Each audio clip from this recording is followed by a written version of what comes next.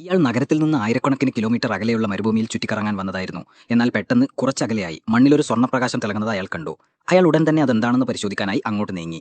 എന്നാൽ ആ തിളങ്ങുന്ന വസ്തുവിൽ നിന്ന് മണ്ണ് നീക്കം ചെയ്തപ്പോൾ അതൊരു വലിയ സ്വർണ്ണ കഷണമാണെന്ന് അയാൾക്ക് മനസ്സിലായി. ഇതേ സമയം അയാളുടെ കൂട്ടുകാരനായ ഡേവിൽ വിളിക്കാൻ തുടങ്ങി. എന്നാൽ തനിക്കെന്തോന്ന് കിട്ടിയെന്ന് ഡേവിഡ് അവനോട് പറഞ്ഞു.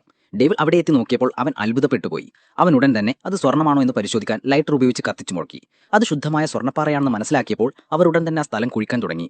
എന്നാൽ മണിക്കൂറുകളോളം കുഴിച്ചതിന് ശേഷം അത് വളരെ വലുതാണെന്നും കൈകൊണ്ട് പുറത്തെടുക്കാൻ കഴിയില്ലെന്നും അവർക്ക് മനസ്സിലായി. അതുകൊണ്ട് അവർ ആ വലിയ സ്വർണ്ണപ്പാറ കയർ കൊണ്ട് കെട്ടി കാർ ഉപയോഗിച്ച് പുറത്തെടുക്കാൻ ശ്രമിച്ചു. എന്നാൽ പെട്ടെന്ന് കയർ പൊട്ടിപ്പോയി. എങ്കിലും അവർ തോൽക്കാൻ തയ്യാറായിരുന്നില്ല. അവർ ഒരിക്കൽ കൂടി ശ്രമിച്ചു. പക്ഷേ ഇത്തവണയും അവർ പരാജയപ്പെട്ടു. അത് കൂടുതൽ കുഴിക്കുകയല്ലാതെ അവർക്ക് മറ്റു വഴികളൊന്നും ഉണ്ടായിരുന്നില്ല. ഒരുപാട് നേരം കുഴിച്ചിട്ടും അതിന്റെ അടിഭാഗം കാണാൻ കഴിയുമെന്ന് അവർ പ്രതീക്ഷിച്ചില്ല. ആ സ്വർണ്ണപ്പാറ അവർ പ്രതീക്ഷിച്ചതിലും വളരെ വലുതായിരുന്നു. അത് കുഴിച്ചു പുറത്തെടുക്കാൻ സാധ്യമല്ലായിരുന്നു. ഇപ്പോൾ സന്ധ്യയായിരുന്നു.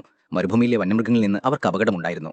അതുകൊണ്ട് തീ കത്തിച്ച് വന്യമൃഗങ്ങളിൽ നിന്ന് രക്ഷപ്പെടാനായി അവർ രണ്ടുപേരും ഉണങ്ങിയ വിറകുകൾ ശേഖരിച്ചു. ആ സ്വർണം വിറ്റ് തങ്ങൾ വലിയ പണക്കാരാകാൻ പോകുന്നു എന്നോർത്ത് അവർ രണ്ടുപേരും വളരെ സന്തോഷത്തിലായിരുന്നു. പക്ഷെ അതിനായി അവർ എത്രയും പെട്ടെന്ന് ആ സ്വർണം പുറത്തെടുക്കേണ്ടതുണ്ട്. അതിനവർക്കൊരു വലിയ യന്ത്രം ആവശ്യമായിരുന്നു. അപ്പോഴാണ് അവന്റെ കൂട്ടുകാരൻ ഒരു നിർദ്ദേശം മുന്നോട്ട് വെച്ചത്. നമ്മൾ രണ്ടുപേരും വ്യത്യസ്ത ജോലികൾ ചെയ്യണം. ഒരാൾ കുഴിക്കാനുള്ള യന്ത്രം തേടി നഗരത്തിലേക്ക് പോകണം. മറ്റൊരാൾ ഇവിടെ തന്നെ സ്വർണ്ണത്തിന് കാവലിരിക്കണം. കിഴക്കേ ദിശയിൽ 2 ദിവസത്തെ യാത്രാദൂരത്തിൽ ഒരു നഗരത്തെക്കുറിച്ച് തനിക്ക് അറിയാമെന്ന് ഡേവിൽ അവനോട് പറഞ്ഞു. അവിടെ പോയി വരാൻ 4 ദിവസം എടുക്കും. കൂടാതെ കുഴിക്കാനുള്ള യന്ത്രം കണ്ടെത്താൻ 1 ദിവസം കൂടി അയക്കാം. ഡേവിഡ് ഇത് സമ്മതിച്ചുകൊണ്ട് പറഞ്ഞു താനിവിടെ തന്നെ സ്വർണ്ണത്തിന് കാവലിരിക്കാമെന്ന്.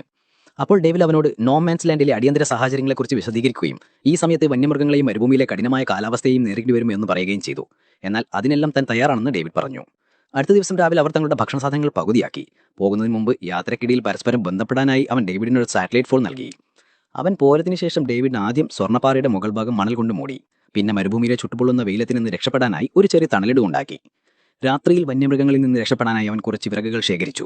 തീയുടെ സഹായത്തോടെ അവൻ ആദ്യ രാത്രി ഒരു കുഴപ്പവുമില്ലാതെ കഴിച്ചുകൂട്ടി. എന്നാൽ അടുത്ത ദിവസം ഉണർന്നപ്പോൾ അവനൊരു വിചിത്രമായ കാഴ്ച കണ്ടു. അടുത്ത് ചെന്ന് നോക്കിയപ്പോൾ അതൊരു തകർന്ന വിമാനമാണെന്ന് മനസ്സിലായി. 4 ദിവസം സുഖമായി ഇതിൽ കഴിച്ചുകൂട്ടാമെന്ന് ഡേവിഡിന് തോന്നി. എന്നാൽ താമസിയാതെ അവൻ അസ്വസ്ഥനായി. കാരണം ഇവിടെ നിന്ന് അവന് സ്വർണം കാണാൻ കഴിയില്ലായിരുന്നു. അതുകൊണ്ട് അവൻ വിമാനത്തിന്റെ തകർന്ന കുറച്ച് ഭാഗങ്ങൾ എടുത്ത് സ്വർണ്ണപ്പാറയുടെ അടുത്ത് തന്നെ ഒരു വലിയ ടെന്റ് ഉണ്ടാക്കി.